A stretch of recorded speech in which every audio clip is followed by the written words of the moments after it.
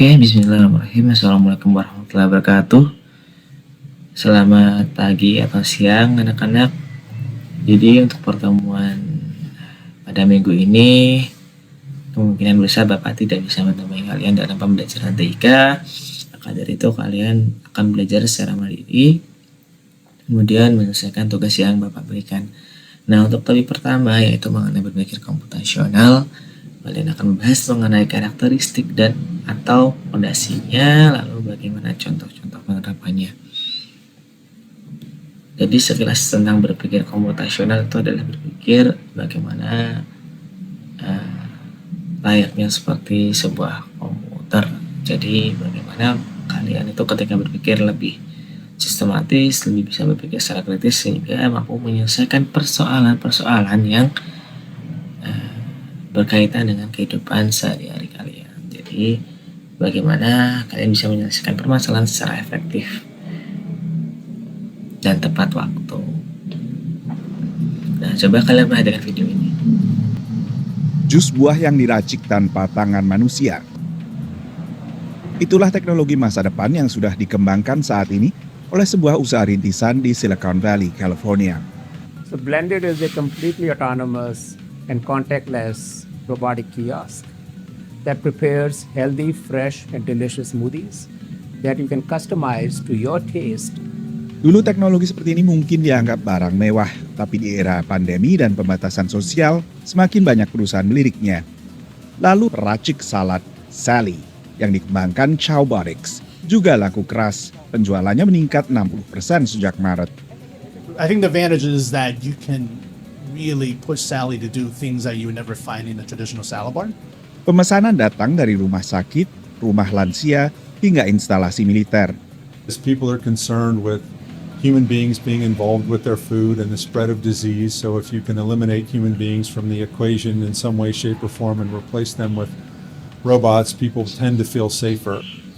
Sementara bagi penggemar burger, Miso Robotics mengembangkan Flippy, robot yang bisa memasak burger, kentang goreng, dan makanan cepat saji lainnya.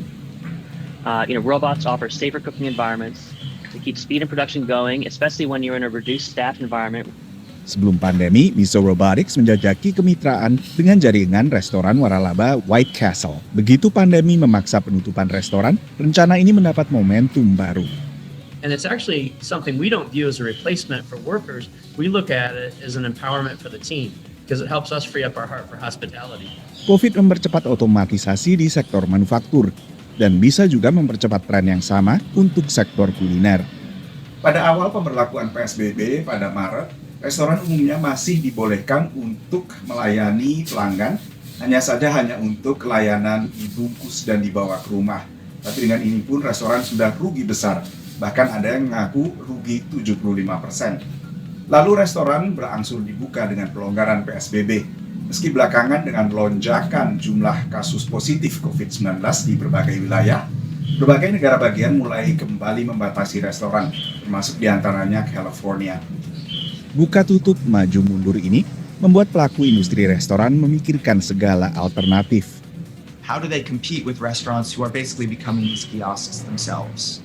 So, to me, the value proposition kind of works, but I'm still skeptical that they'll be very successful. And if they are, they'll be successful during the pandemic, but will go away just as quickly as they popped up. Selain itu, mahalnya harga robot dan biaya perawatan juga menjadi penghalang. And when we automate away the act of cooking, preparing, presenting, sharing food, I deeply believe that we lose a lot that's inherent to that meal, to that experience, and to what it really means to feed and be fed. Pasar bagi robot kuliner pun masih labil. Restoran layanan mandiri tanpa kasir Itza misalnya, akhirnya tutup. Sementara pembuat robot pembuat pizza, Zoom, akhirnya juga menghentikan produksi robot dan beralih ke pembuatan alat pelindung diri. Dari Washington DC, Nova Purwadi, VOA.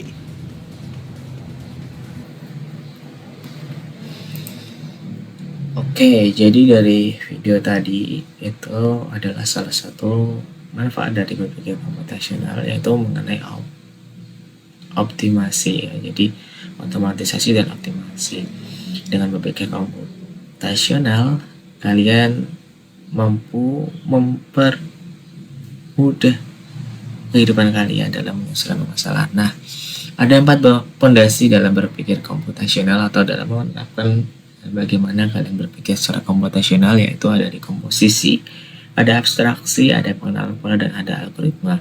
Nah, di komposisi itu adalah bagaimana kalian memecahkan masalah yang besar menjadi masalah-masalah kecil yang mampu kalian selesaikan terlebih dahulu. Sehingga ketika masalah-masalah kecil sudah diselesaikan lebih dulu, maka masalah yang besar nantinya akan menjadi masalah yang kecil dan gampang diselesaikan.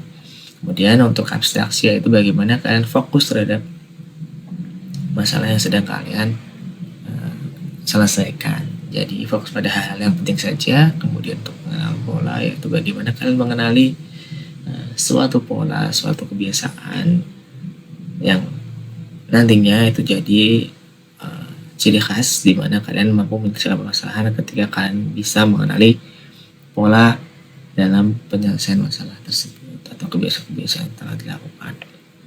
Kemudian untuk algoritma, yaitu bagaimana kalian menerapkan langkah-langkah yang sistematis. Jadi bagaimana mungkin ketika kalian memasak mie instan, itu bagaimana kalian melakukan langkah-langkah yang sistematis. Jadi tidak mubazir waktunya. Itu adalah algoritma, bagaimana langkah-langkah itu bisa diterapkan. Nah, untuk keempat pondasi ini silakan nanti kalian pelajari kembali secara mandiri. Kemudian untuk penugasan, jadi pada kesempatan hari ini, pada minggu ini, kalian akan mengerjakan tugas. Ada masalah yang pertama adalah jelaskan apa yang kalian ketahui mengenai berpikir komputasional. Jadi Bapak harap untuk soal nomor 1 ini kalian mampu menyimpulkan sendiri kaitannya dengan berpikir komputasional. Kemudian yang kedua adalah sebutkan dan jelaskan manfaat berpikir komputasional. Nah, kalian jelaskan manfaat-manfaatnya. Dan yang nomor 3 yaitu sebutkan dan jelaskan 4 pondasi atau karakteristik berpikir komputasional. Kemudian kalian berikan contoh di kehidupan sehari-hari kalian. Jadi dari 4 pondasi yang Bapak sudah jelaskan secara singkat di depan, coba kalian pelajari kembali dan kalian analisis di bagian kehidupan sehari-hari mana kalian menerapkan 4 pondasi berpikir kritis ini bisa diterapkan. Kemudian soal yang terakhir, silakan kalian baca, kalian bisa pause video ini, kalian baca dulu paragrafnya, kemudian kalian selesaikan soal keempat, yaitu sebutkan dan jelaskan 4 pondasi berpikir komputasional yang telah dilakukan oleh Rudy dalam cerita kegiatan paginya hingga sampai di sekolah. Kemudian sertakan contoh nyata dari cerita tersebut untuk masing-masing pondasi. Jadi misalkan di bagian cerita ini nanti bagian dekomposisinya itu yang mana, bagian abstraksinya yang mana, bagian algoritma yang mana, bagian pengenalan polanya yang mana, yang telah Rudy lakukan dalam teks tersebut. Gitu. Jadi silakan kalian pause videonya, kalian baca secara mandiri, bisa pakai HP, bisa pakai laptop di layar, dan kemudian kalian selesaikan soal yang keempat atau soal yang terakhir. Itu kurang lebihnya, ada 4 soal, silahkan kalian kerjakan.